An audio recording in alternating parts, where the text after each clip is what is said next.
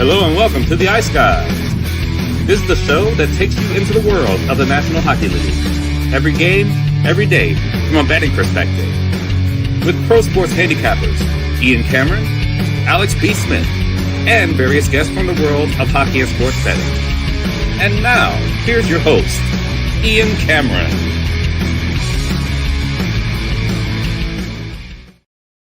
Welcome to the Ice Guys, Thursday, January 8th. Ian Cameron, and look who's back. David C. from Raleigh, North Kakalaki is back with us for the first time in the new year, 2026, with his usual Thursday guest spot. And we're here to break down a Thursday NHL card. And I like this card. David was telling me he likes this card. So a lot of good bets out there, and looking forward to talking about them here on this edition of the show. Alex B. Smith is on the injured list, the Ice Guys injured list today. Lower body injury, day to day, for our guy, Alex B. Smith. But no, he'll be back most likely tomorrow. But just wanted to rest up with the leg issue. But should be back with us tomorrow. Looking forward to this card. Before we get into today's Thursday slate, we do want to look back on what we saw last night. And kind of an up and down night. Started with Dallas. I took them on a back-to-back last night. And one thing to notice, too, it's these teams lately on the back-to-back, maybe the Christmas break, kind of reset things, and maybe there's a little bit more energy with certain teams on back-to-back because of the Christmas break. But I've noticed that since the Christmas break took place, teams are actually winning more on a second night of back-to-back than maybe we saw earlier in the season. And Dallas, it was a couple of things. One, even though they were on a back-to-back, they were off a rough loss to David's Carolina Hurricanes the previous night. They were obviously looking to bounce back strong. Miro Heiskanen was talking about, hey, got to be a lot better in our defensive zone. Washington had some key injuries, of course. No Protas, no Tom Wilson. Big deal to be without those players. And Dallas had a great back-to-back track record. After last night's 4-1 win, they're now 6-1 on the second night of back-to-back games this season. So Dallas does have a good back-to-back record. A great job by them to get off the schneid, a much-needed win given the losing streak they were on, and they beat Washington 4-1 last night. And another really solid effort from Casey DeSmith in net, getting the start for the Stars last night. Just got to call it. Didn't work out. I like the Calgary first goal, first period. So did Alex. But they were lucky to get out of that first period scoreless. I like the spot with Montreal coming off the road trip, but they didn't deserve it. They were just clearly the second best team on the ice last night. That was all Montreal. They dominated. They could have easily been up after the first period, so didn't get the effort we thought from Calgary. And I certainly thought we got way more energy and a strong start from Montreal than I thought we were going to get from them. But credit to the Habs, good win. And I think you just got to run with Jacob Fowler at this point. He was very solid in net once again for the Habs, and he leads them to a 4-1 win last night over the Calgary Flames. Jordan Binnington, what did I tell you guys yesterday? I didn't trust him just because he had a shutout against Montreal. I got to see more. I got to see good start twice in a row from him before I'm buying into Jordan Binnington turning his season around, and he got lit up last night by Chicago. The Blackhawks did not wait until Saturday night for the Bears to start scoring touchdowns. They said, we're going to start scoring touchdowns of our own here in the city of Chicago, starting tonight with that 7-3 win last night over the St. Louis Blues. Very good win for Chicago. Louis Crevier had a hell of a game for the Blackhawks as well. A lot of players did. It was a great night there for the Chicago Blackhawks. Offense got going. And what's funny is they're just finding out now how to play and how to win, and starting to gain a little traction without Connor Bedard. Now Connor Bedard's going to come back. I'm not foreshadowing that Connor Bedard comes back, they're going to start losing again. It shouldn't be the case, because obviously they're much better with Connor Bedard. But it's funny now they're starting to gain a little momentum playing without him, and now he's about to come back. So we'll see how that goes. But it was a great win for Chicago. When Murphy is scoring for the Chicago Blackhawks too. Connor Murphy, his first goal of the year. And that's a goal that has to be stopped. Binnington can't let that go in.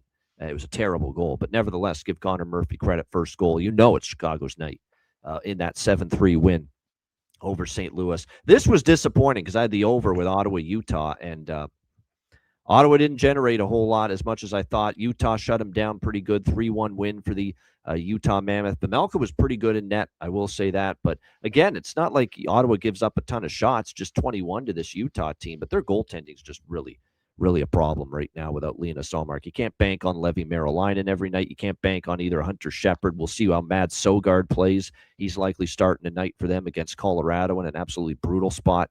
But nevertheless, yeah, Ottawa just if they're going to score one goal only, they're going to have a real hard time winning games because of what their goaltending situation is right now. But nice win there for Utah coming off a road trip. Still able to beat Ottawa 3-1. And then a great game late in the and we had, boy, this wasn't looking good early because we had San Jose plus 215. We had the San Jose team total over, and the big bet was the over 6, and it was scoreless after 1-1 after 2, and then all hell broke loose in the third period. Back and forth it went. San Jose goes up 2-1. LA ties at 2-2. LA goes up 3-2 late in the third, and then Macklin Celebrini decided, I'm taking over this damn thing, and I'm winning this game for us. Unbelievable by Macklin Celebrini late in that game. The dipsy-do dangling around everybody in the LA zone. Unbelievable job to keep the zone there in the tying goal, and then rips it past Darcy Kemper from the slot to tie that game. Spectacular individual effort. And then that overtime game-winning goal, it's all Macklin Celebrini. He forces the turnover from Adrian Kempe, who's a veteran player. That's Adrian Kempe, and you force the turnover, and you get the takeaway. It spurns the 2-on-1 the other. It sparks the 2-on-1 the other way, and just a wonderful, perfect feed. Got Kemper to bite on the shot that maybe Celebrini would let it rip. Ends up faking the shot.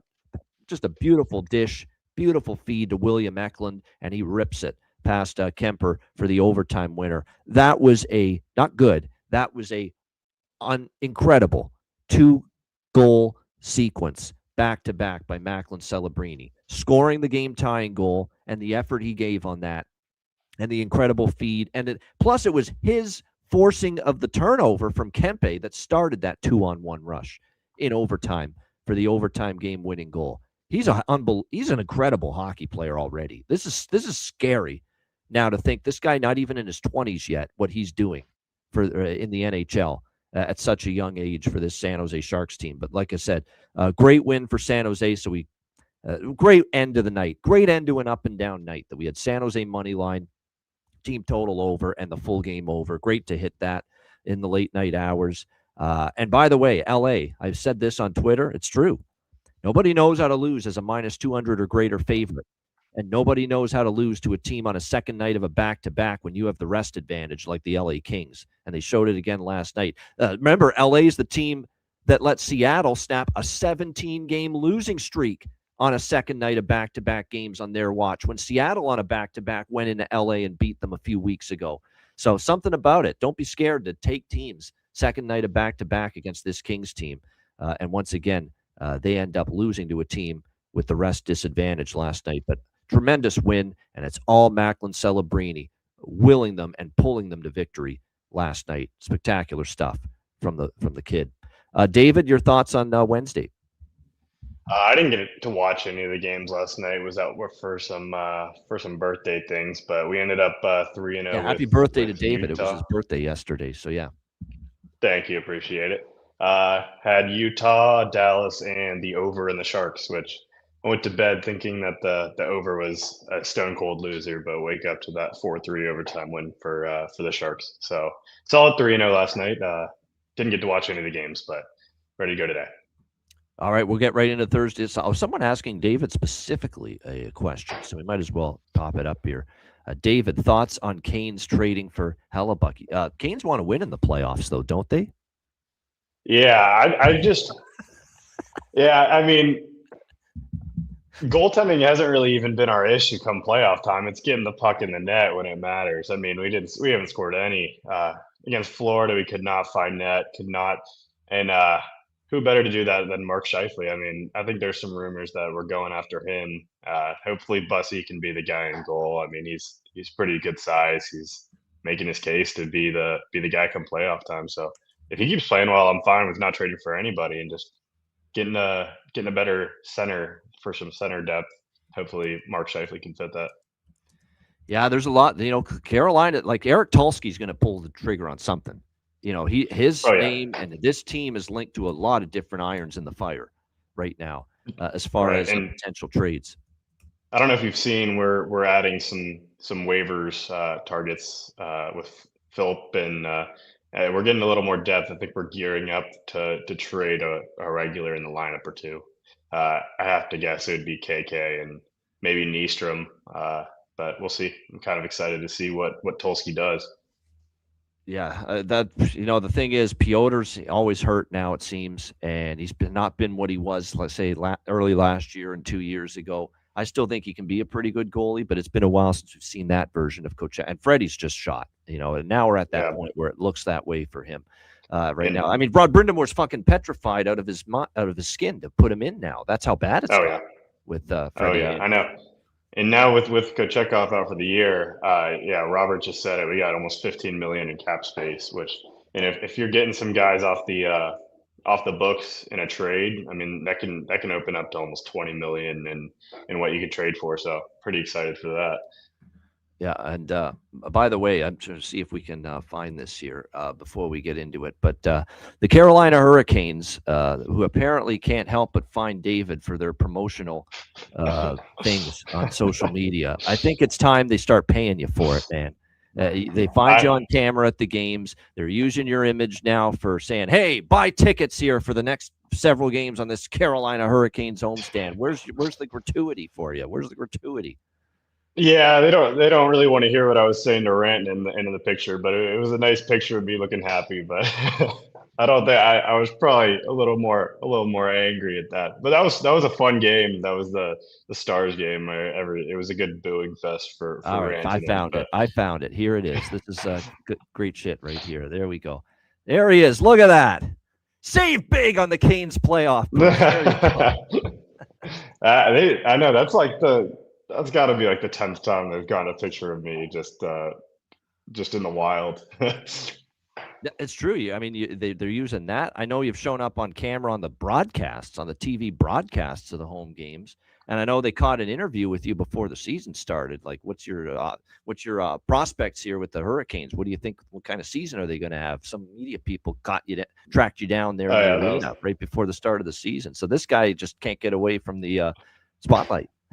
Yeah, this one's a little more fun than the last time when I was on TV. It was after the 4 overtime loss to the Panthers. I think I was sitting there for like 5 or 10 minutes after the game ended, just wanting them to come, maybe like an overtime review or offsides review or something. But yeah, you're going to end up a little more the food chain of the most recognizable and popular Carolina Hurricanes fans, I think, after that.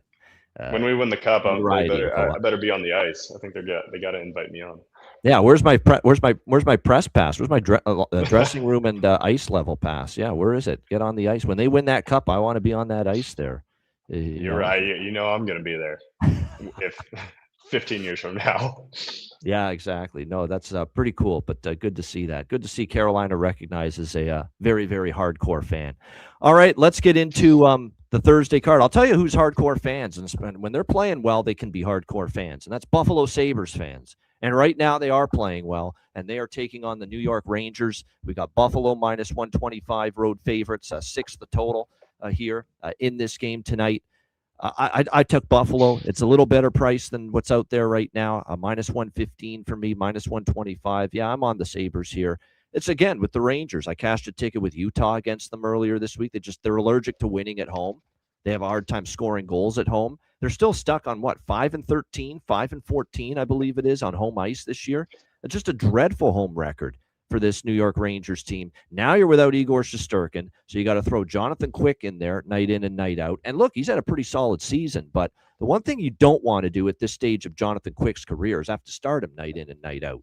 The thing that makes Quick good is he stays fresh. He doesn't get worn down because he's only starting a handful of games. Now you're going to have to go with him, every single night moving forward with Shesterkin out, and that's an issue. There was some talk that maybe Lafreniere, due to an illness, would miss the game. He will play, though. That's some good news for the Rangers. And JT Miller, the captain, is going to be back here for the New York Rangers as well. That certainly helps their cause tonight. But like I said, this team has just had so many issues at home. We'll see what happens here. Colton Ellis, by the way, is going to get the start here for the Buffalo Sabres. Of course, Alex Lyon remains unavailable, and it's a spot that clearly they want to give UPL a little bit of a rest. Not to mention, we've talked about it with Ukko-Pekka Luukkonen. He has struggled a lot more on the road compared to at home. So it kind of makes sense to give Ellis this start for me. Buffalo's actually won 3 of the last 4 at Madison Square Garden. They have actually a pretty good track record here, believe it or not, in New York over the years. Those were some shitty Buffalo teams too, some terrible Sabres teams, much worse teams than the team we're seeing right now. Still able to go to New York and beat the Rangers at Madison Square Garden over the years. So, yeah, I'm on Buffalo here, minus 125. David, any action here, Sabres, Rangers? Yeah, I'm with you. I like Buffalo a good bit here. Probably at the beginning of the year, you wouldn't be thinking that the Sabres would be laying minus 125 in MSG, but I mean the Rangers are just in a weird spot. You're down Shesterkin, you're down Fox, obviously getting Miller back, but this team is just on the way down right now, and you got to think Buffalo is going to be hyped up for this game. They like to show up against the Rangers. I think they were shut out in the first meeting, I think. And you know in that Buffalo, being like very early in the year. I remember it. Yep. and being kind of the little brother in New York, I'm sure that they're ready to go here. The Sabres have had a positive 5-on-5 expected goal margin in 5 straight, and the Rangers negative at 5-on-5 in 8 in a row. So yeah, I like Buffalo here. I think they get it done on the road. All right, good stuff indeed. Yeah, as far as props, Josh Doan, I mean, 3 games in a row with a goal for him. He's been certainly heating up lately for the Buffalo Sabres. Yeah, Bo Byram, yeah. But the thing with Bo Byram is, because he's been getting more ice time and he's up on the second pair, he gets power play time. And that's actually stayed consistent even with Dahlin coming back. He's still been able to get those minutes. So, yeah, but Josh Doan's my favorite goal prop for Buffalo. He is feeling it right now, playing with Tage Thompson and Peyton Krebs on that top line. So that's definitely the prop that stands out most to me here in this game. I know the Rangers are waiting on Gabe Perreault to show a little something. He has not scored a goal since his recent recall. Well, he got 1 goal against St. Louis, but 1 goal for him in 11 games. It's a guy that they think could be boosting them offensively, but you can tell he's having a little bit of a struggle here when it comes to dealing with the production at the NHL level. Jonathan with the point that with the stat that 7 straight losses for Quick. So there you go. He's lost 7 straight starts. I didn't know it was that bad. Now his numbers actually aren't that bad, but the problem is he's played good in some of these starts and he's getting no run support. They're not scoring for him. And as a result, that's probably a big part of this 7-start losing streak that Jonathan Quick is on entering tonight. All right, we move on to Vancouver, Detroit. Detroit minus 150 home favorites, 6 the total in this game. Detroit, their form is not great. Don't be fooled by the Ottawa win. They were lucky as shit to win that freaking game. And I know. I watched the whole thing. I mean, they got outplayed, dominated. If they had any lick of goaltending, Ottawa right now, that would have been a Ottawa win. And John Gibson was terrific. Ottawa had their looks. Ottawa had their chances. John Gibson held them at bay in that 5-3 win. This has been a noticeable decline in Detroit's recent form. They were red hot for a while, but then they lost the back-to-back games against Pittsburgh. The second game that they lost to Pittsburgh at home against Detroit was a listless, horrific effort in that Saturday afternoon loss. And then, of course, against Detroit, yes, they got the win, but kind of a hollow win because they didn't really play that great. They got bailed out because Ottawa couldn't get a save, and Gibson was phenomenal, when Ottawa clearly outplayed Detroit in that game the other night. So I'm not rushing in with Detroit's current form to lay minus 150 with them right now, but I don't want Vancouver. Lankinen and net. I will say this about Lankinen before I start, ripping on Lankinen. I shouldn't, because on the road, just like last year, the Canucks not just better on the road, but Lankinen too. Lankinen's been a lot better on the road again this season. Home road splits for Kevin Lankinen, where he's been very good as on the road, and his goals against goes below 3. It's above 3 at home. It's below 3 on the road. His save percentage is below 900 at home. Lankinen's save percentage is above 900 on the road. So again, Lankinen once again this season he's played a little bit better in his last 2 starts, and he's been at his best on the road. So I don't think this is going to be an easy game for Detroit. I'm going to take a shot with the draw. I agree with Alex on this. This is my first draw bet on this card. That's all I got. Nothing on the side, nothing on the total. I think the total is a game that could go either way with the over or under. What do you think here with this one, David? Vancouver, Detroit. Yeah, I took Vancouver before Lankinen was confirmed in net, assuming it was going to be Demko. But I still like the Canucks, and I think I like the over a little bit more. I haven't taken it yet, but I like the over in this matchup. They played a month ago to the day, and the Canucks had 5 expected goals and didn't find the score sheet. It was a pretty fast game, and they actually had 2 more expected goals in a 4-0 loss. I like Vancouver in the dog spot here. The Red Wings they've had a negative 5-on-5 expected goal margin in 7 of their last 8, an -8 expected goal margin in that span. I kind of like Vancouver as a dog in the over here. All right, there we go. As far as props here for Canucks and Red Wings tonight, it's not a ton that stand. I'm going to take a shot with Linus Karlsson again for Vancouver. As long as he stays with Pettersson and DeBrusk, there's value with him. Drew O'Connor, we talked about in the last show. He might be worth the shot for Detroit. I'm still going to stick with Casper. I don't know why, but as Casper's back with Larkin on the top line, I've got to believe at some point he's going to break out of this funk. And he's had a tough season, but I think this could be the spot maybe for him to find the back of the net. If they're going to keep putting him with Larkin, Todd McClellan will. If he keeps doing that, I think eventually he's going to hit pay dirt for this Detroit Red Wings team. All right, New Jersey and Pittsburgh. Pittsburgh -115, home favorites, 6 the total here in this game. I think the Devils are an atrocious hockey team. They're gutless, they're heartless, and I'm backing them tonight. So I am backing them. I mean, they're off an embarrassing loss. It's your classic handicap, right? They're off just a pathetic loss against the New York Islanders, 9-0. If there's any pride, if there's any heart, any guts in that dressing room, if Nico Hischier is worth any salt as a captain, this team shows up, plays balls out for 60 minutes tonight. And Pittsburgh's beatable. I know Pittsburgh's won 5 in a row. They've played a little bit better here in recent games, but I still don't trust them. New Jersey's won 7 of the last 10 meetings. I'm going to split this up, 3 different bets. These aren't huge bets individually. Keep this to about 1 unit combined with the 3 bets as I did. But New Jersey first goal, first period. I like that. New Jersey first period money line. I like that. And the full game money line at -105. Again, Pittsburgh's better form right now. And I think they're getting Malkin back here tonight for this game as well. I thought I saw that he was going to return for the Penguins tonight. And I believe so. So that's going to help. But again, he just hasn't been he's been out for a good amount of time to just be able to jump right in and pick up where he left off. Not to mention how many times do we see the team not win when they get one of the key players back. Oftentimes, the way it works is when you lose one of your best players, you win that first game without him. When you get that key player back for the first game, you lose. And it's an adjustment, and it throws off the rhythm. And this is a team that's won 5 in a row. Now you're throwing Malkin back in there.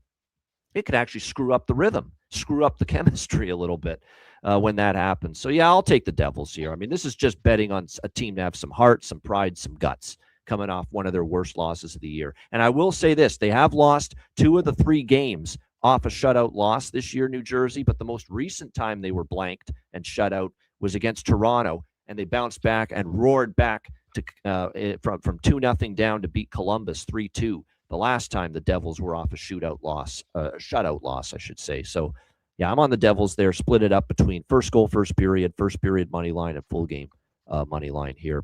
David, anything here? Devils, Penguins.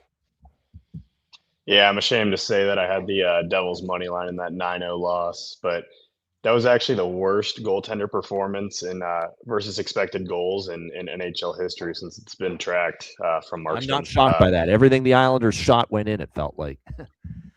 This feels like as good of a buy low as you're going to get. I can't say I'm excited to back them right now. I can't say that they've looked as good as they can be, but I thought they looked pretty good against Mike Haynes earlier in the week. So I got to do it. I got to back the Devils with you here. I think Allen's a little bit of an upgrade from Markstrom too. And I think he's got to have a little bit of confidence, not having as much pressure on after seeing 9 goals get put up a couple nights ago. So yeah, I'm taking the Devils with you. Oh, yeah, Simone Nemec back for the Devils as well on the blue line, which is significant. They've missed him. Remember how good he was playing before he got injured? The guy was scoring goals. He was getting involved offensively. He was playing a really high level for the Devils before his injury. So I know they are going to be happy for sure to have Simone Nemec back here in this game. As far as goal props for Devils Penguins, I'm torn on the total.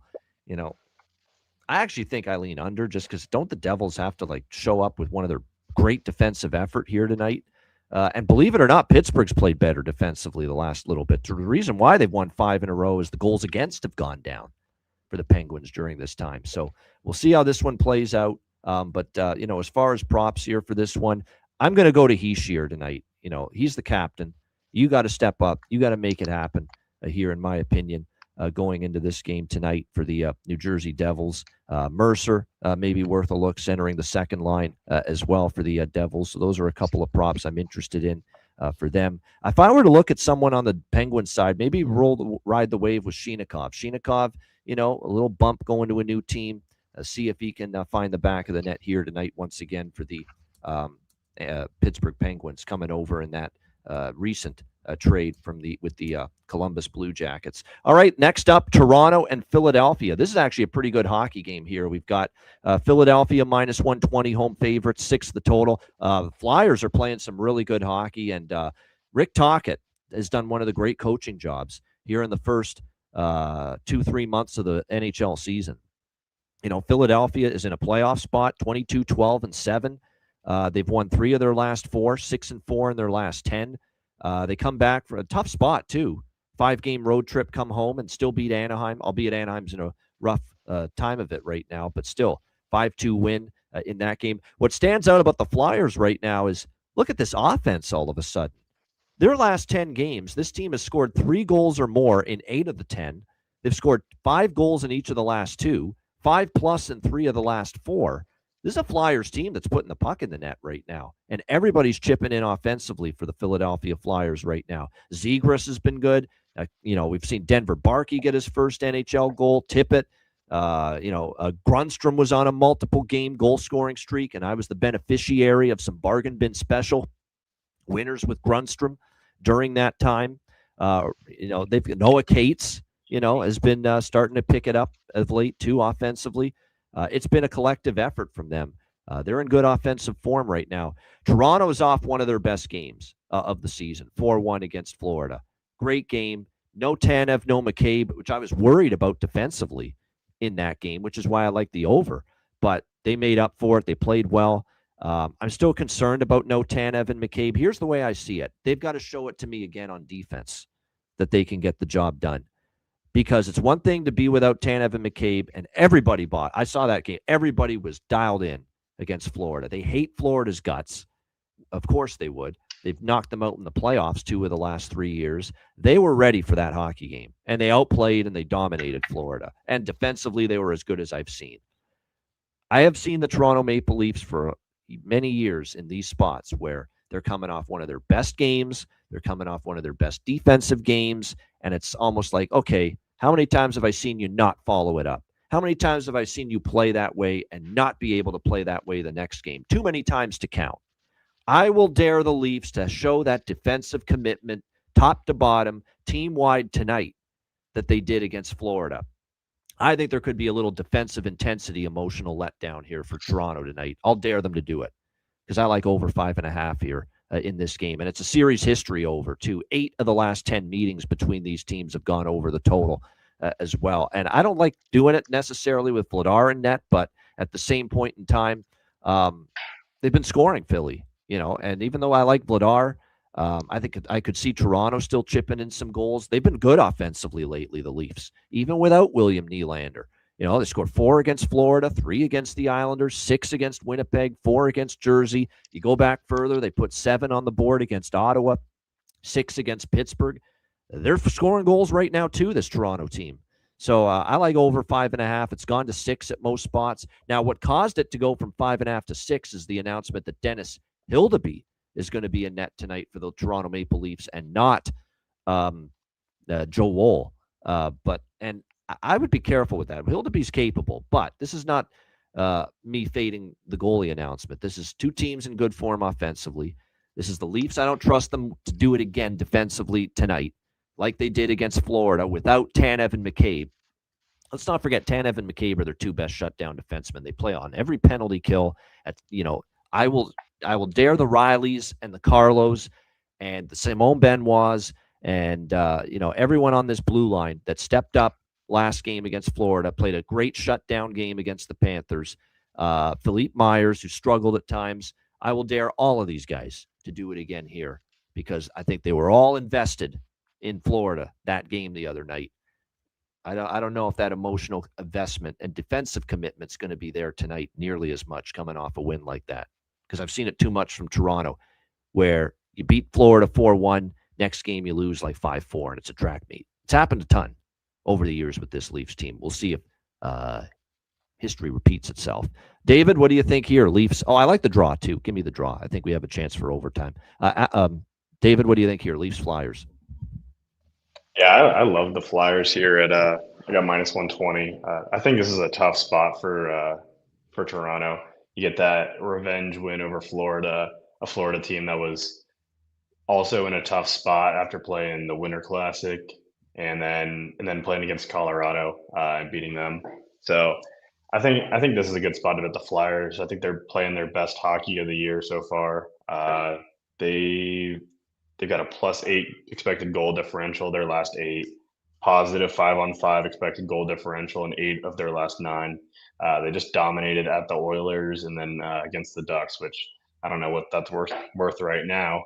But I think it's a great spot. I think the Leafs are in a little bit of a letdown off of that revenge win against a Florida team that I just don't think was ready to go. I like the Flyers here a good bit at -120. All right. Yeah, I lean Flyers too. I didn't bet Flyers. I'll bet them if they fall behind. If I get plus money in game, I'll take Philly. But I do lean that way. I like the draw. I like the over here. As far as props, Matthews 3 straight games with a goal. Travis Sanheim from the blue line for Philadelphia has actually scored in back-to-back games. So he might be worth a sprinkle there, plus 650 to find the back of the net. I'm going to go back to the well too with Easton Cowan, Nick Robertson. These are guys that have been noticeable a lot more lately for Toronto, so I like the props involving them.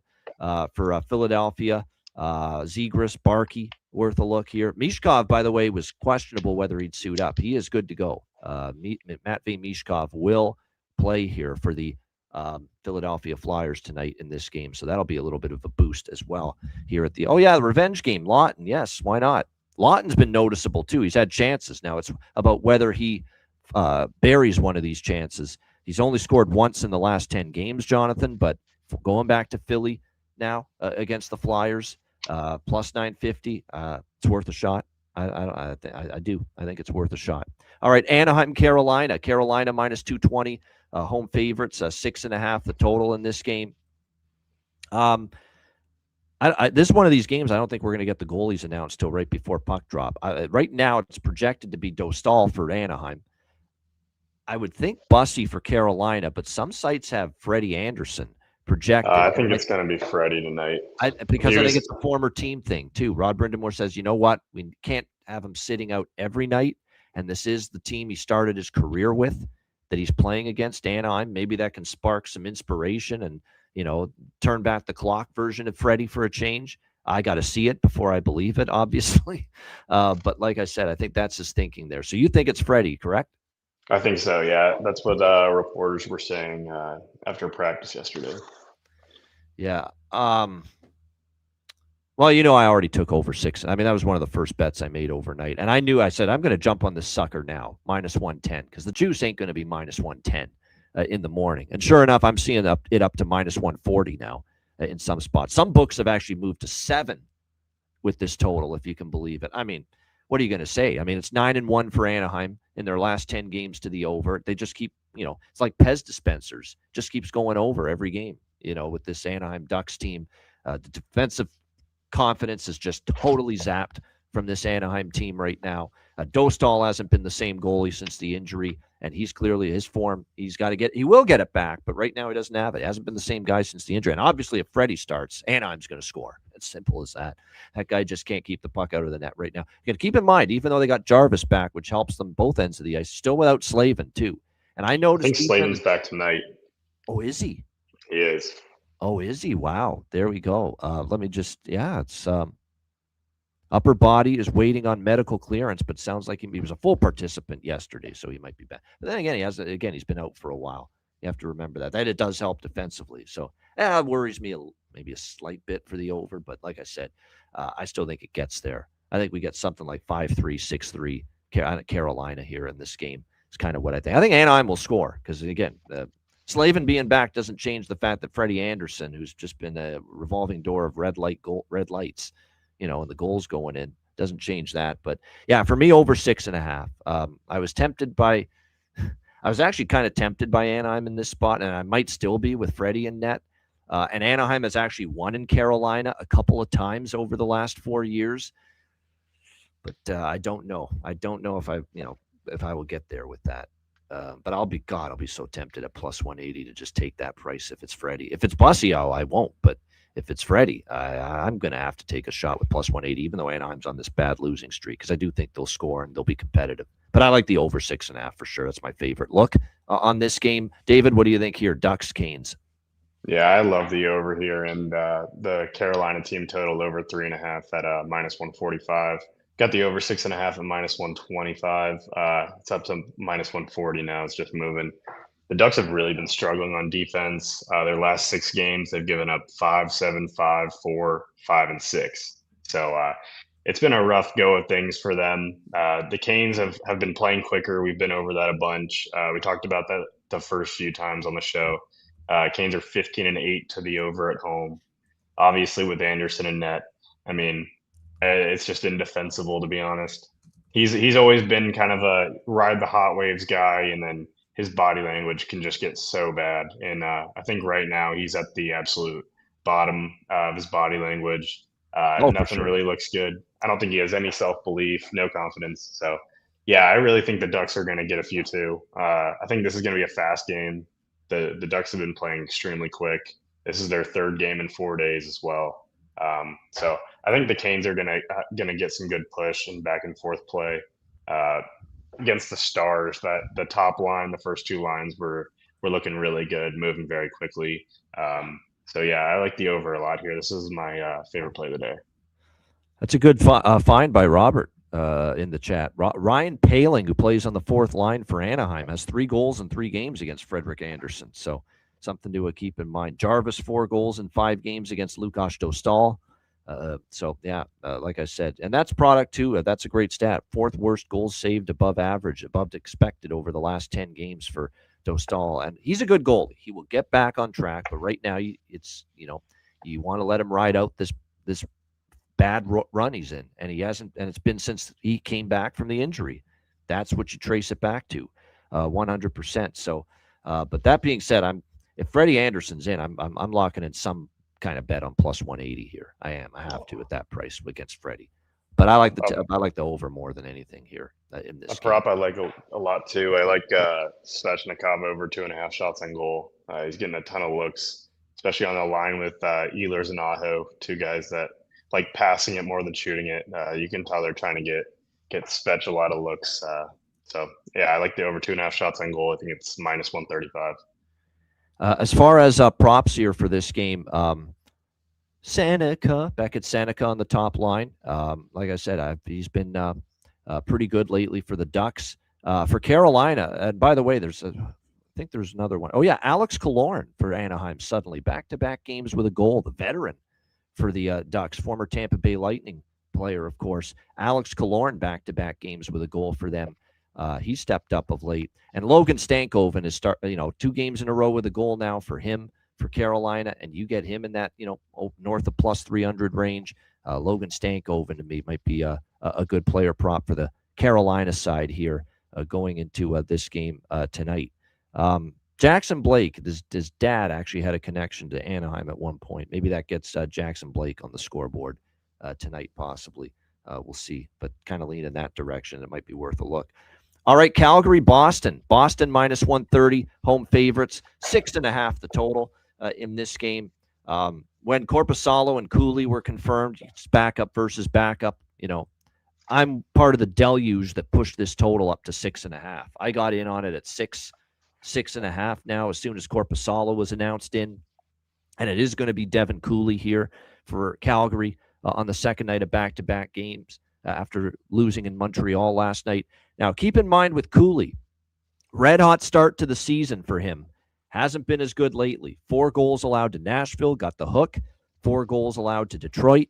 3 goals allowed to Vegas the last start. So it hasn't been nearly as sharp lately for the Calgary Flames after that great run he had where he was actually outplaying Dustin Wolf early in the season. But he's come back down to earth a little bit, Devin Cooley. He's a great guy, though. He's an incredible interview. If you watch any of his interviews, it's pretty funny to see how he how he speaks. But it's pretty cool. Like I said, he's good with the media.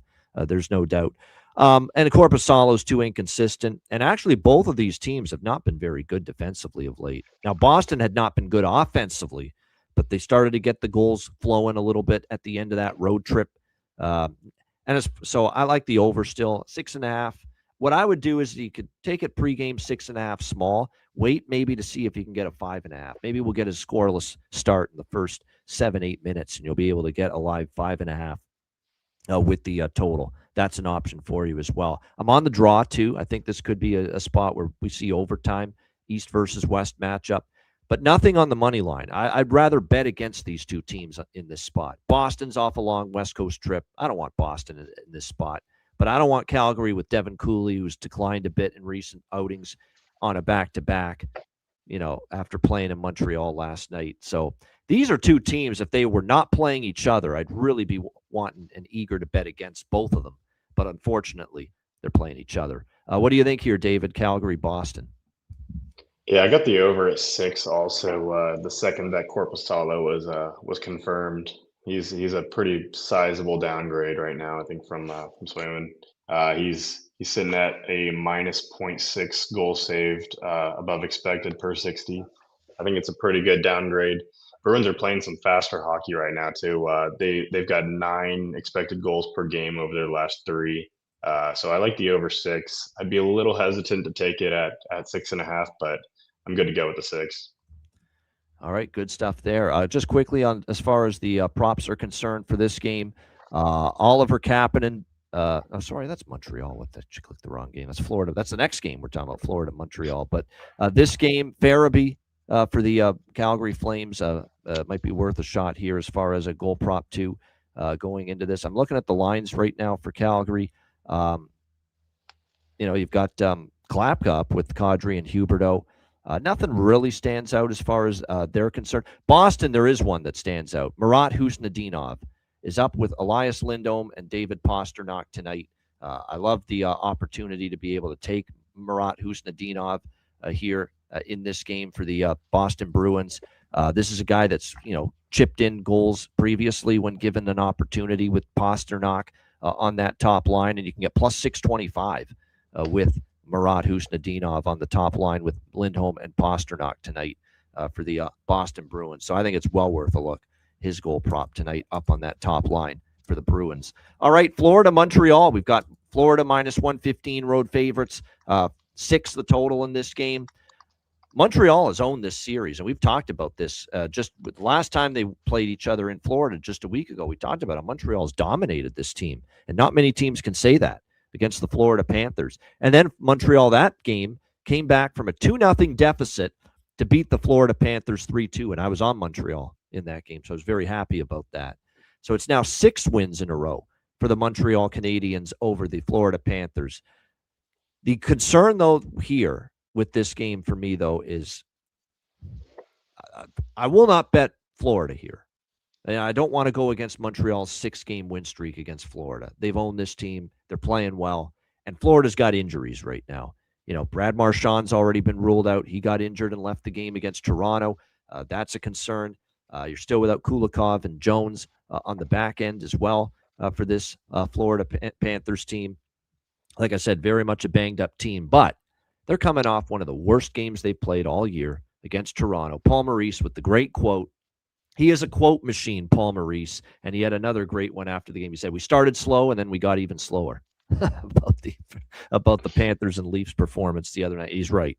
I mean, it was a dreadful performance from Florida, who had been playing pretty well. Off a loss like that, even with the injuries, I don't think I want to fade Florida, or I don't want to fade the Panthers in this spot. Not to mention, they just had that game against Montreal in Florida, a week and a half ago, where they were up 2-0 and lost 3-2. They're going to want a little redemption here, too. Whether they're good enough to get the redemption is another story. But there's enough factors that say, even though with Montreal dominating this series, the fact I was on Montreal against Florida a week ago in Florida, I am not involved tonight. Pass for me on this game. This is actually one of the first game on the whole card where I don't have a pregame bet. Actually, props I do, but nothing side or total. What do you think here, David? Florida, Montreal. Yeah, great minds think alike. I think this is the only game on the card I don't have a play on. I mean, weird spot for Florida, missing a bunch of guys, and then also a weird spot for Montreal off a win on a back-to-back. Just don't know who's going to show up, so I'm good with staying off this one. Yeah, prop-wise for me, I like Anton Lundell here tonight for the Panthers. And there's a few I like for Montreal here as far as some player props are concerned here in this game.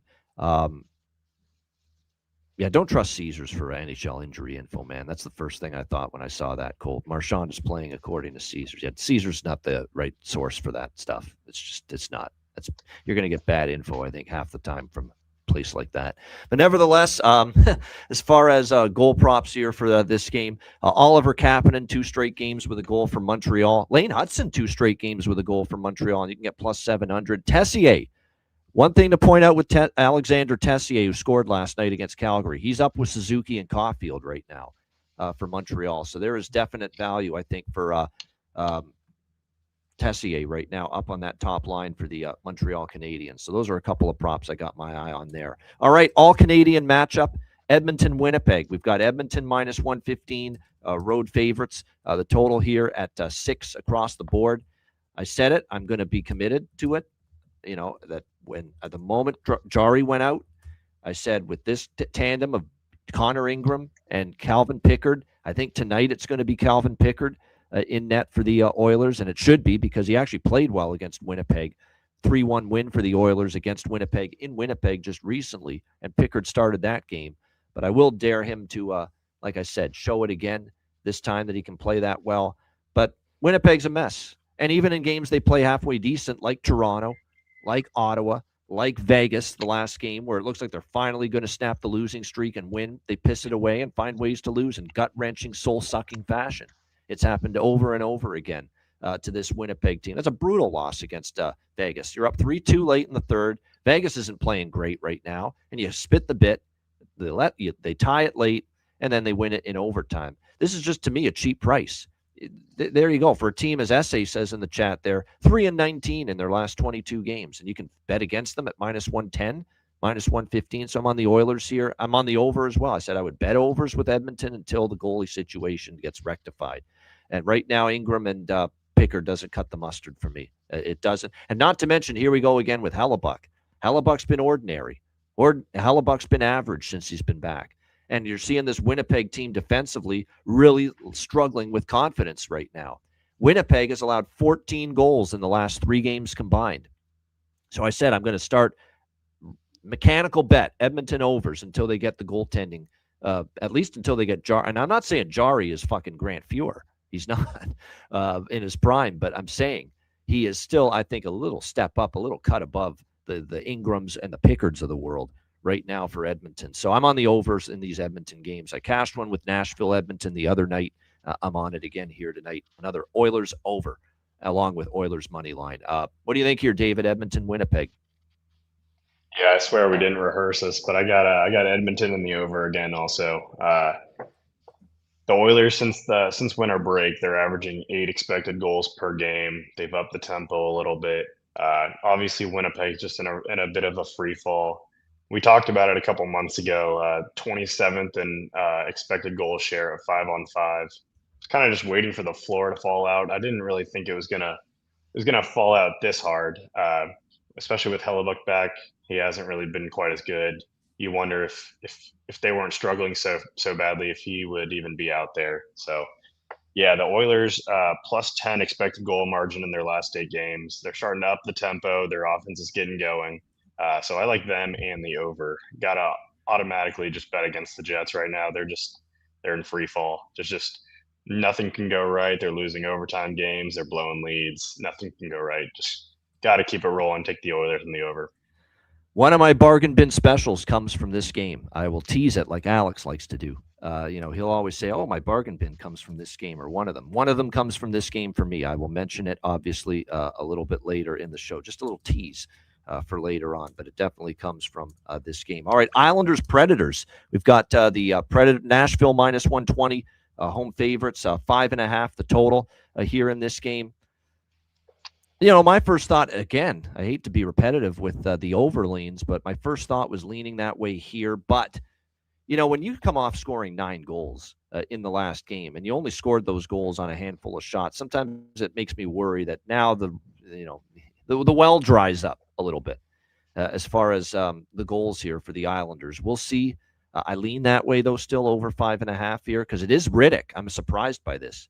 That David Riddick is in net for the Islanders because they just got Sorokin back. You'd think they'd want to build him up a little bit, get him in there, and he played great. He was brilliant against the New Jersey Devils in that 9-0 shutout win. Let's not forget that even though the Devils got shut out 9-0, it's a brutal loss. They still had over 40 shots on goal in that game against the Islanders. So it tells you how well Ilya Sorokin played in between the pipes for the Islanders in that game. So I'm surprised that Patrick Waugh didn't start Amir. It's Riddick. We'll have to see for Nashville. I'm assuming UC Saros here for the Predators, but not yet confirmed at the moment. Bo Horvat, there was some talk he'd be back tonight because he's traveling with the Islanders on this road trip. A return is imminent right now for Horvat after missing the last 2 games, but he will not return here tonight for the New York Islanders. So, the Malinsky special spots, there's a couple of these. Nashville off the long road trip. We mentioned Boston off a road trip.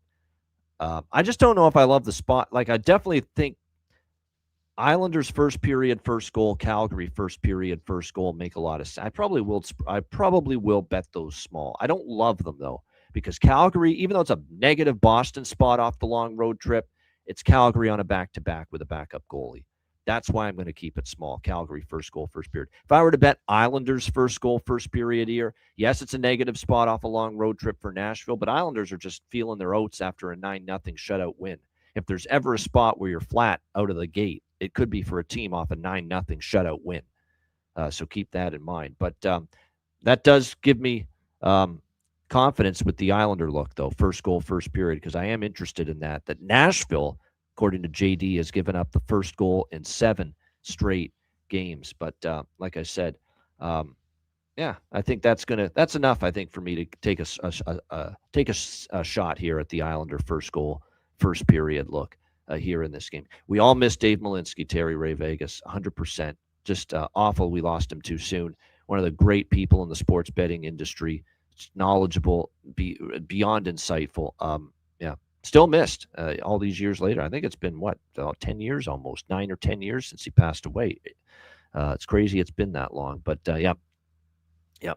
still feeling the loss to this day. He was that influential and certainly someone that, we paid attention to Dave Malinsky and what he said when he was around, no doubt. David, what do you think here in this game, Islanders Predators? Yeah, I took the draw at plus 300 before it was confirmed that Riddick was in and not Sorokin. I think I lean more to Nashville now. I think this is a weird spot for the Islanders off that 9-0 win. And their analytics don't really look great right now. They've got a negative expected goal margin at 5-on-5 in 15 of their last 17 games. With the backup in net off that big win, I kind of like Nashville. Still not very excited to bet on Nashville. You just don't really know what you're going to get, but they're playing a little bit better than they were previously. So I might get there on Nashville, but for now I'm just sitting with a small play on the draw. All right, there you go. Small play on the draw here for David in this one. Yeah, the draw. Islanders. Yeah, I don't mind that. The draw. By the way, actually, the draw is. Did I bet the draw? I'm just looking at my accounts here. I did. Okay. Yeah, you're right. And I mentioned it on Jimmy's show earlier on Pub Sports Radio. I did bet I do like the draw here because it went to overtime last year in Nashville between these two teams. 7-6. 7-6, believe it or not, for the Nashville Predators against the New York Islanders last year in this building. So like I said, definitely, the draw I think is worth a look. Yeah, Dave Sharapan was another one, Chris. Just, great guy. Phenomenal person in the industry, in the betting space. Just, very sad stuff. Losing these great people too soon. All right, Ottawa, Colorado. We've got Colorado minus 250 to minus 270 home favorites here. The total here, 6.5, shaded to the over now. I think this is as tough as it gets for Ottawa. The altitude, thin air, back-to-back nights, going from Utah last night to Colorado tonight. Not only that, but you're down, Matt Sogard is probably going to play. He's the third or fourth goalie on your depth chart in the organization. You got Colorado coming home in a bad mood, not feeling, not in a happy mood at all after losing back-to-back in the state of Florida. The first two back-to-back regulation losses all season for the Colorado Avalanche, losing to Florida and Tampa Bay. So not only that, but you should get full focus, or Ottawa's going to get full focus here from the Colorado Avalanche in this game. One thing I will point out, Colorado's offense, no Landeskog and no Devon Taves the last couple games, and they're still out. And suddenly they only score 1 against Florida, 2 against Tampa Bay. The offense has cooled off without those two guys. That worries me long term, because against good competition, that maybe that offense does take a hit without Landeskog. And certainly Taves is an underrated puck mover on as far as what he does, from the blue line. Makar gets all the headlines, but Devon Taves is certainly someone that can make a difference for this, and is a great defenseman. That's why he's on Team Canada. So they miss him, and maybe the offense does struggle. I don't know if it's going to struggle tonight, though. This Ottawa team's in a brutal spot. Mads Sogard has a 4 goals against average 2 years ago with Ottawa.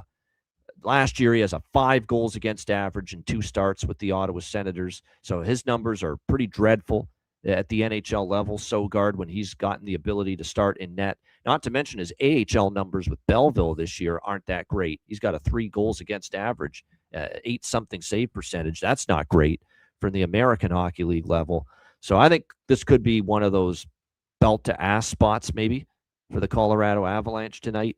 And by the way, there was a post that David made in our Ice Guys chat that Colorado in this, minus 150 to minus 300 price range, the last 9 times they've been in that price range, they've won, and they've scored 5+ goals in each game. So I bet Colorado team total over 3.5 minus 140. That was an overnight bet because I knew it had to move, and it has. Now it's like minus 180 on the 3.5. So what I'm going to recommend on the show now is take a shot with Colorado alternative team total over 4.5 plus 140 to score 5 goals. I think they do. I think they will.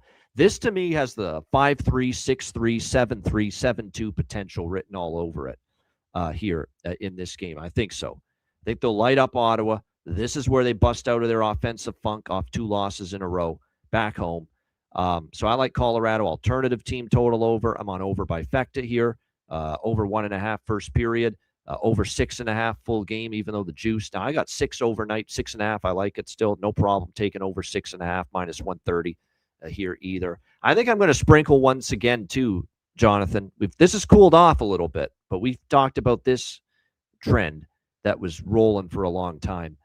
Goal in the first 5 minutes for Colorado home games. For a while there, it was just, cashing night in, night out for the Avalanche at home. Then it cooled off for a few games. I think tonight might be the right time to jump back on it. You get it in that plus 160 or so price range. A goal in the first 5 minutes here tonight with the Senators and the Avalanche. David, what do you think here? Ottawa, Colorado. Up. Muted.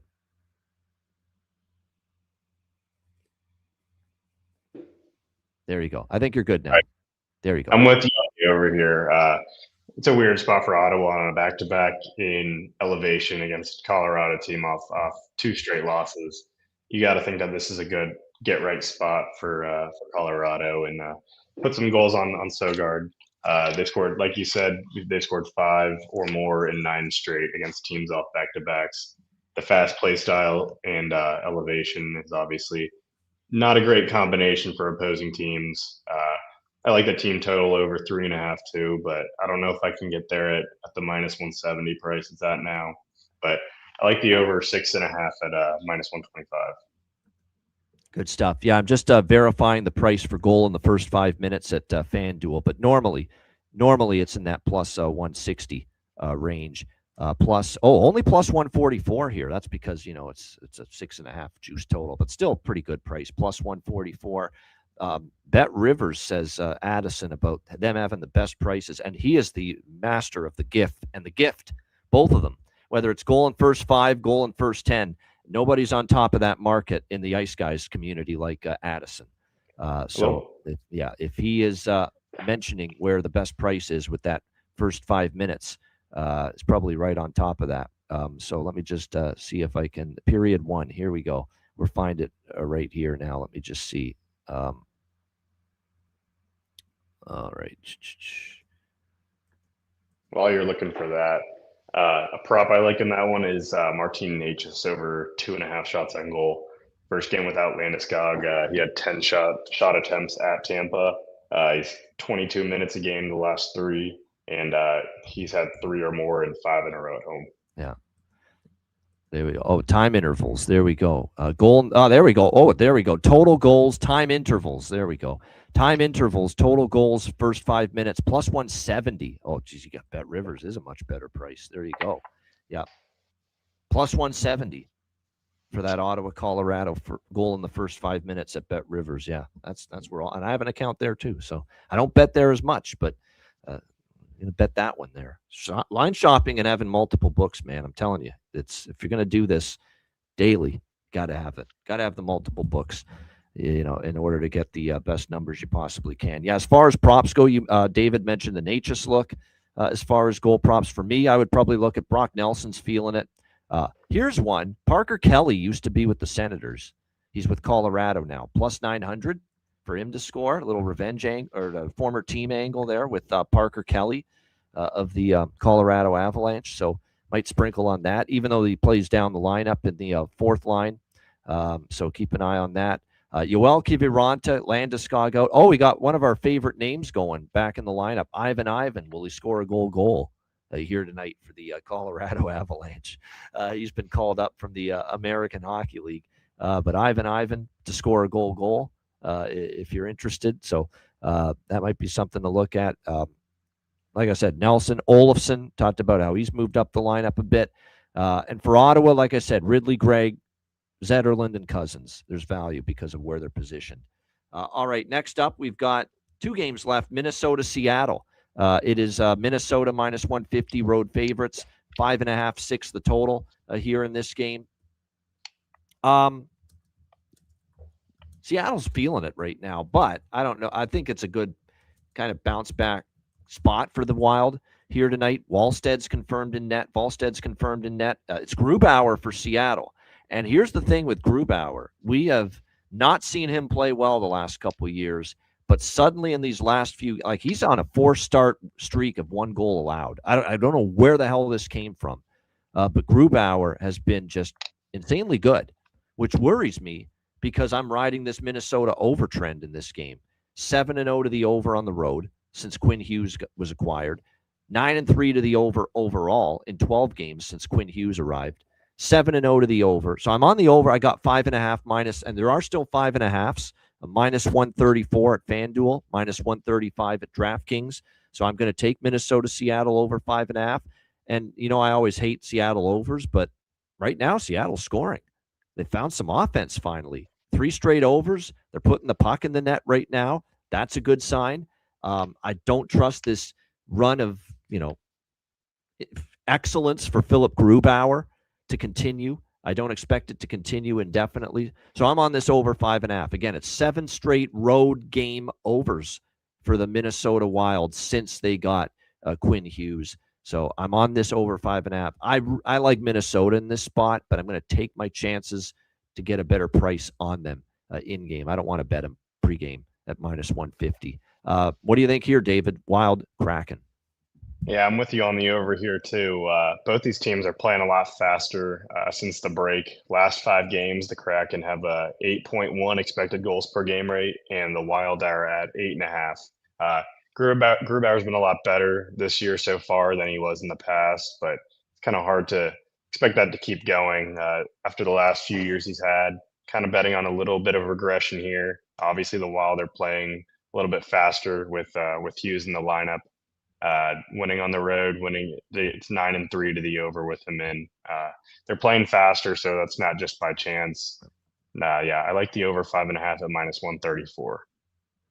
Yeah, as far as props for this game too are concerned, Berkeley Catton, this guy, has finally scored a goal, and I think you could see he's a talented player and he had chances.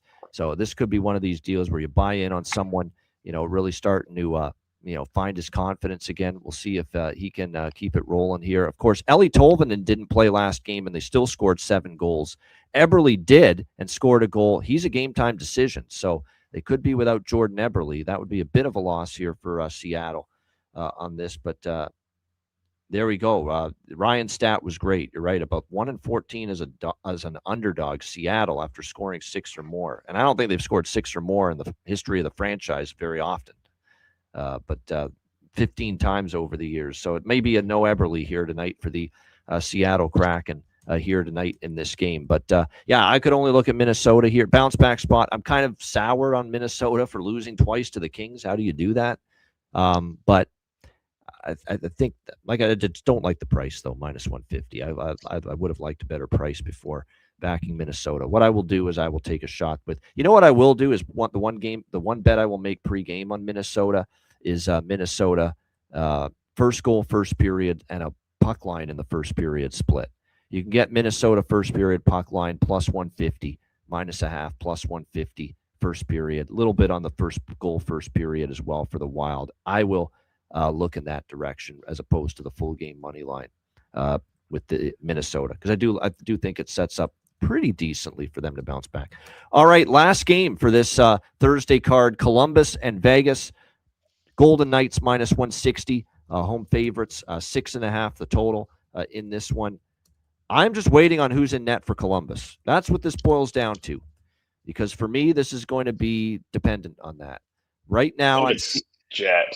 It I is think it's Jet. confirmed Jet. There was some rumbling that because Jet finally lost against San Jose, they'd give him a break, but no. This is Rod Brindamore part 2 with Dean Evison in Columbus. They've just lost, just like Rod Brindamore's lost so much faith in,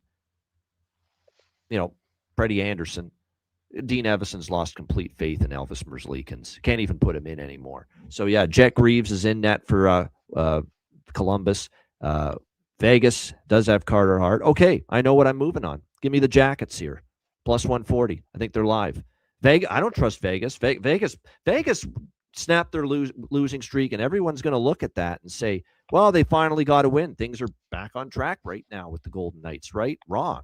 Winnipeg lost that game every bit as much as Vegas won it. They were on their way to their 6th straight loss against a bad, floundering, free-falling Winnipeg Jets team. A Winnipeg Jets team that was up 3-2 in that game late in the third. Couldn't hold the lead. Vegas ties it. Vegas wins it in overtime, 4-3. That snapped a 5-game losing streak. This team is still just 2-8 in their last 10 games. And you know what the 2 wins were? San Jose, who were struggling at the time, and it was a tough spot, and Winnipeg, can't get out of their own way right now.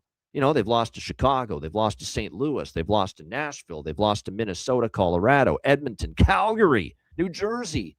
These are the teams Vegas is losing to right now. Columbus off the 5-2 loss to San Jose in their last game. I think there's good focus here for the Jackets. And I just don't trust Vegas in any sort of price range like this right now, what I'm seeing from them. There's still no Shea Theodore on the back end. They're still without Braden McNabb, another key defenseman who's great in a shutdown role for the Vegas Golden Knights. Now, the one concerning element for me with Columbus, even though I'm still backing them tonight, is Mason Marchment's absence is a big deal, because he was scoring for them, and we saw without him the first game they lose, and they only scored 2 goals. So I'm worried about the loss of potency they have with Mason Marchment on the injured list for the Jackets. He's played so well since they got him in that trade with Seattle. But I have to take Columbus at this price. Vegas is just that unsteady right now. So Columbus +140. And not to mention, they beat Vegas last year at T-Mobile Arena in this building. Columbus beat them. So they've shown that they can go to Vegas, put the distractions aside, focus on playing good hockey and winning, and they did that. So I think they're a live dog here. Columbus +140 for me. What do you think here in this one, David? Columbus, Vegas. Yeah, I don't have anything yet, but the only way I can go with this is towards Columbus. I think it just depends who's in net, and you got Jet in net tonight. When Elvis is in net, you got to look straight to the over or the other team, unfortunately. But the only way I can go here is with Columbus, with Jet in net. They're playing a little bit better. I think it's a good spot for them. Vegas off that tough stretch. They're playing. I don't think they're playing as bad as their results have been. But yeah, that win against the Jets. I mean, what is that even worth right now? The only way I can go with this is Columbus. Yeah, I don't want to make it sound like totally make it sound like Columbus is great shakes. This is just more anti-Vegas for me. Like Columbus is having their issues. They just lost back-to-back to the Sharks and the Penguins. I get it, and they gave up 5 goals in both games, but it's still to me more than enough appealing to take Columbus at a price like this rather than Vegas right now in their form. And they're off a little road trip too. So your first game, now it wasn't a long road trip for Vegas. It was only 3 games, I think, St. Louis, Chicago, Winnipeg, but you're still coming home off a road trip. So I think Columbus can win this game. Certainly live to do so and worth the bet, worth the wager here at plus 140. As far as props for this game, we do know it's Carter Hart and Jack Greaves. I think it was Timothy, one of our great community members. I think it was on Jimmy's show when I was on it earlier with Jimmy the Bag, where he was in the chat and he said something about how Carter Hart for Vegas has like a -7 goals saved above average or something in his last 10 games, which tells you Carter Hart's form has declined. -9. Yeah, that's not good. We've talked about this. Carter Hart hasn't played any hockey, for the last couple of years. Prior to this run here with the Golden Knights. And I had to be convinced he could get his form back. And he's shown it in little blips here and there. But he's lately been more bad than good. And he's been struggling more often than not lately in net for the Golden Knights. And it is him in net tonight, Carter Hart, here for Vegas. So another reason why I think Columbus has a shot here in this game. As far as props go, Mark Stone's on a 5-game goal scoring streak. I'm going to rock with Werenski again, plus 360. He's scored in back-to-back games here for the Blue Jackets. Liking the chances of him finding the back of the net here for Columbus in this game. I think that's really about it as far as I think there was maybe someone else I was looking at as far as prop for the Columbus Blue Jackets. I'm trying to see here. I'm looking over the notes here. I kind of want to take Kent Johnson because he's up on the second line again. They're giving him every chance to get out of this. I think he's a better offensive player than he's shown, but boy, he's had a really tough year. So kind of interested there maybe in by very low with Kent Johnson with the kind of season he's had, but I am still interested maybe for a Kent Johnson goal prop there. All right, great stuff. Great show. David, great job. Of course, no Alex, but David doing a great job here. Just the two of us on this Thursday edition of the show. Shout out to everyone in the chat at the like button. We appreciate it very much. Check out wizardsportspicks.com. It's a big NHL card for me today on the website. We've got college football playoff sides and totals for the 2 games today and tomorrow up on the website as well. It has been a great all-sports streak, 20 units of profit, 125 and 95 the last 30 days, all sports. Profitable seasons year-to-date and number 1 ranking at wizardsportspicks.com for me in NFL, NHL, and college basketball currently at the website. So get on board long-term, 3-day, 7-day, 30-day, and 1 year all-access sports subscriptions available as well on the website right now. So again, and check it out at wizardsportspicks.com. Also, the Beyond the Lines video series, I record that Friday and Sunday, 2 days a week. Matt Robinson's part of that as well. So make sure you check that out, Beyond the Lines on the Wizard Sports Picks YouTube channel. So get on board with some premium picks at wizardsportspicks.com and check out patreon.com/iceguys, just $10 per month. Goalie charts, totals charts, our daily betting cards, sides, totals, player props posted each and every day on the Patreon page. Make sure you get on board. We're excited about our what we've got. We're going to announce the Patreon live betcasts for January in the next day or two. So stay tuned for that. We have our free-for-all betcast Tuesday, January 20th at 7 p.m. Eastern Time. Excited about that. So again, daily betting card each and every day. $10 per month. And again, your membership goes a long way to supporting the show and keeping it rolling long term. $10 per month. Get on board at patreon.com/iceguys. And again, Chris Otto is the man that provides us with these totals charts and does an unbelievable job with them. Good to see Chris in the chat. And of course, iceguys.myspreadshop.com. Again, it's I believe Alex mentioned it yesterday. We've got some kind of discount currently on the at the store. I think it's 25% off for the next couple of days for orders, I think above $50 or more, if I'm not mistaken. So again, take advantage of that right now at the Ice Guys store. And again, get yourself some gear and some merch, like I said, over at the Ice Guys store at iceguys.myspreadshop.com. All right, bargain bin special of the night and best bets coming up right after we hear from our great Ice Guys sponsors.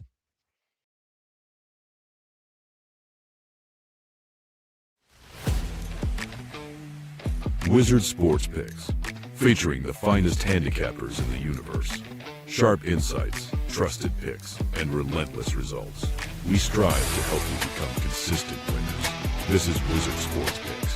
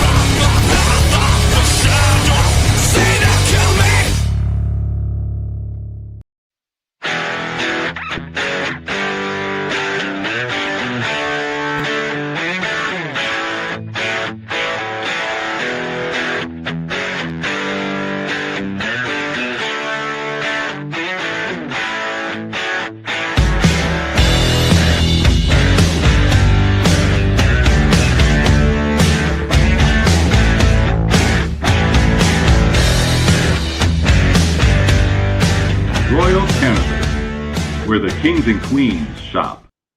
Thanks to all our sponsors, including Royal Cannabis, of course, right down the road at Randleman, North Carolina there from David. Royal Cannabis, check them out, royalcannabisshop.com, 20% off with promo code Ice Guys. Correction, we have no promo right now for the Ice Guys store. Alex pointing that out in the chat, but still, get to the store, get some gear and merch regardless. All right, bargain bin special of the night for this Thursday slate. David, we'll start with you. What do you like for bargain bin special of the night?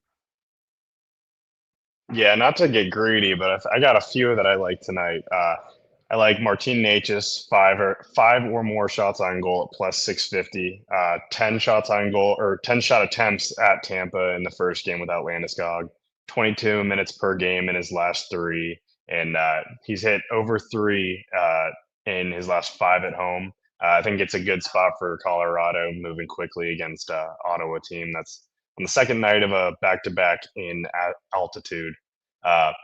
Another one that I like is Svechnikov, 5+ shots on goal at plus 400. He's going to get a lot of shot attempts with Ehlers and Aho on the line with him on the top line.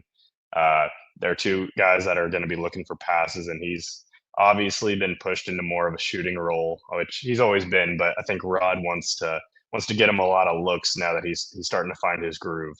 So I like Svechnikov over 4.5 shots on goal at plus 400.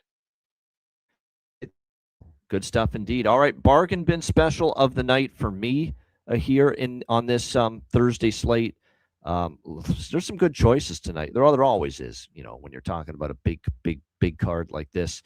But there are definitely some good options out there tonight as far as player props and goal scoring props are concerned. I am going to go to Logan Stankoven for Carolina as one.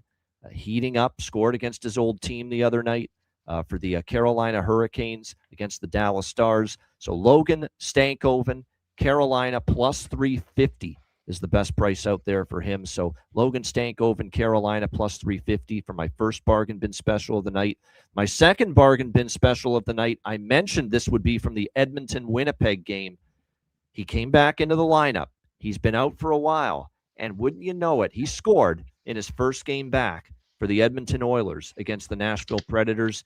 Kasperi Kapanen, the Flying Finn, I think he finds the back of the net again here. And don't forget how good he's been when he's been in the lineup at times for this Oilers team. And I think there's value because he's playing in the top 6, I believe, alongside Draisaitl once again here tonight. So Kasperi, Kapanen, Edmonton plus 700 for my second bargain bin special of the night, along with Logan Stankoven, Carolina plus 350.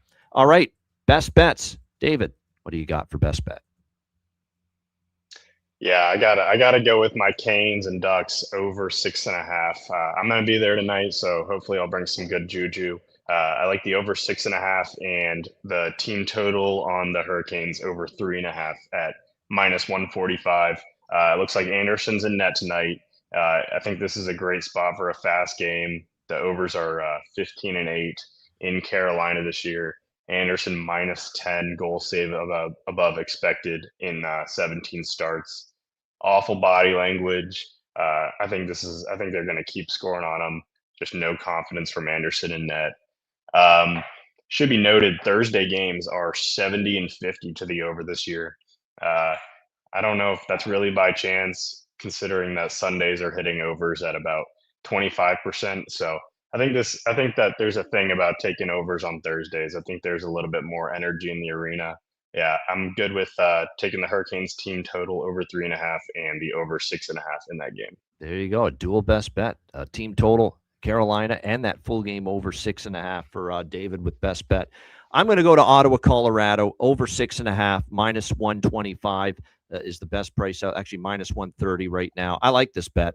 Ottawa 4-0, by the way. I don't know if I mentioned this when I broke down the game, but Ottawa is a 4-0 to the over on back-to-backs this year. Second night of back-to-back games. Ottawa 4-0 to the over in 4 situations on a back-to-back, averaging almost 8 goals per game, total goals in those games. So I think they give up a ton. Colorado gets going offensively. I think Ottawa chips in enough as well at the other end. And Ottawa, Colorado for me, over 6.5, -130 for my best bet here for this Thursday card. Yes, we do have a minor trade. Laurent Brossoit traded from Chicago to San Jose. We'll get into that a little bit more tomorrow when Alex rejoins the show.